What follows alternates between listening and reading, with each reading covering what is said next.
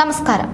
അനധികൃത സ്വത്ത് സമ്പാദന കേസിൽ മുഖ്യമന്ത്രിയുടെ ചീഫ് പ്രിൻസിപ്പൽ സെക്രട്ടറി കെ.എം. എബ്രഹാമിനെതിരായ CBI അന്വേഷണം സ്റ്റേ ചെയ്ത് സുപ്രീം കോടതി. കെ.എം. എബ്രഹാം സമർപ്പിച്ച ഹർജി ജസ്റ്റിസുമാരായ ദീപാകർ ദത്ത, മൻമോഹൻ എന്നിവരടങ്ങിയ ബെഞ്ചാണ് പരിഗണിച്ചത്. മുൻകാല സുപ്രീം കോടതി വിധിയിലെ ഉത്തരവ് പരിഗണിച്ചാണ് നടപടി. CBI അന്വേഷണത്തിന് ഉത്തരവിട്ട കേരള ഹൈക്കോടതി ഉത്തരവ് നിയമപരമായി നിലനിൽക്കില്ലെന്നും സ്റ്റേ ചെയ്യണമെന്നുമായിരുന്നു ഹർജിയിലെ ആവശ്യം. പരാതിക്കാരനായ ജോമോൻ പുത്തമ്പുരയ്ക്കൽ തടസ്സ ഹർജി സമർപ്പിച്ചിരുന്നു. തന്റെ ഭാഗം കേൾക്കാതെ തീരുമാനമെടുക്കരുതെന്നായിരുന്നു ആവശ്യം. ആരോപണങ്ങൾ അടിസ്ഥാനരഹിതമാണെന്നും പൊതുപ്രവർത്തകനായ ജോമോൻ പുത്തമ്പുരയ്ക്കലിന് തന്നോടുള്ള വ്യക്തിവൈരാഗ്യമാണ് പിന്നിലെന്നും എബ്രഹാം ഹർജിയിൽ പറഞ്ഞിരുന്നു. അഴിമതി നിരോധന നിയമപ്രകാരം പൊതുസേവകന്റെ പേരിൽ അന്വേഷണം നടത്തണമെങ്കിൽ സർക്കാരിന്റെ മുൻകൂർ അനുമതി വേണം.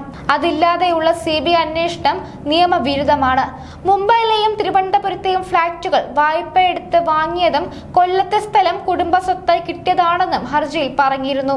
CBI FIRന്റെ പകർപ്പ് നേരത്തെ പുറത്തു വന്നിരുന്നു. കെ.എം. എബ്രഹാം തിരുവനന്തപുരത്തും മുംബൈയിലും ഫ്ളാറ്റ് വാങ്ങിയതിൽ അന്വേഷണം നടത്തുമെന്ന് FIRൽ പറയുന്നു. കെ.എം. എബ്രഹാമിനെതിരായ അനധികൃത സ്വത്ത് സമ്പാദനവുമായി ബന്ധപ്പെട്ട പരാതിയിൽ ഇക്കഴിഞ്ഞ 25-ാം തീയതി CBI രജിസ്റ്റർ ചെയ്ത FIRന്റെ പകർപ്പാണ് പുറത്തുവന്നത്.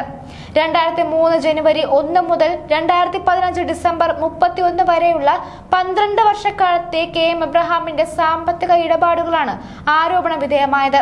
തിരുവനന്തപുരത്ത് 1 കോടി രൂപയുടെ ഫ്ളാറ്റ് വാങ്ങിയത്, മുംബൈയിലെ 3 കോടി രൂപയുടെ ഫ്ളാറ്റ്, കൊല്ലം കടപ്പാക്കടയിലെ 8 കോടി രൂപയുടെ ഷോപ്പിംഗ് കോംപ്ലക്സ് ഇടപാട്, ഇതടക്കമുള്ള കാര്യങ്ങളാണ് CBI അന്വേഷിക്കണമെന്ന ആവശ്യം ഉയർന്നത്. എന്നാൽ തനിക്കെതിരെ ഗൂഢാലോചനയാണ് നടക്കുന്നതെന്നും IPS ഉദ്യോഗസ്ഥന്റെ നേതൃത്വത്തിലുള്ള പ്രത്യേക സംഘത്തെ കൊണ്ട് അന്വേഷിപ്പിക്കണമെന്നും ആവശ്യപ്പെട്ട് കെ.എം. എബ്രഹാം മുഖ്യമന്ത്രിക്ക് കത്തയച്ചിരുന്നു. കേസിലെ പരാതിക്കാരനായ ജോമോൻ പുത്തമ്പുരയ്ക്കലിനെതിരെയാണ് കെ.എം. എബ്രഹാം ഗൂഢാലോചന ആരോപണം ഉന്നയിച്ചത്.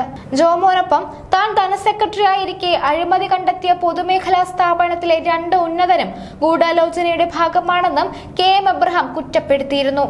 ഹൈക്കോടതി നിർദ്ദേശപ്രകാരമായിരുന്നു കേന്ദ്ര ഏജൻസി അന്വേഷണം ഏറ്റെടുത്തത്.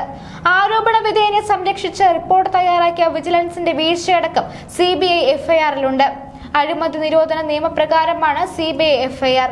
കെ.എം. എബ്രഹാമിനെതിരെ അന്വേഷണം വേണമെന്നാവശ്യപ്പെട്ട് പരാതിക്കാരൻ ജോമോൻ പുത്തമ്പുരയ്ക്കലായിരുന്നു കോടതിയെ സമീപിച്ചത്. നിലവിൽ മുഖ്യമന്ത്രിയുടെ ചീഫ് പ്രിൻസിപ്പൽ സെക്രട്ടറിയും കിഫ്ബി CEOയുമാണ് എബ്രഹാം.